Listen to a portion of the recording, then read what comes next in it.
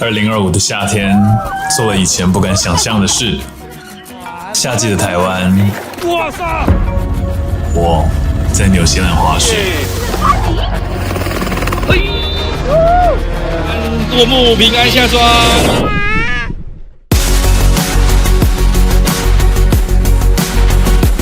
除了滑雪，也解锁了跳伞及跳水，还有想象不到的雪地体验。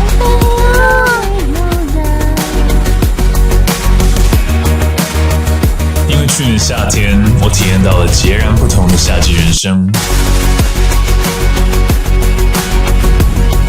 人生有太多的不确定，很庆幸去年的自己决定勇敢一次。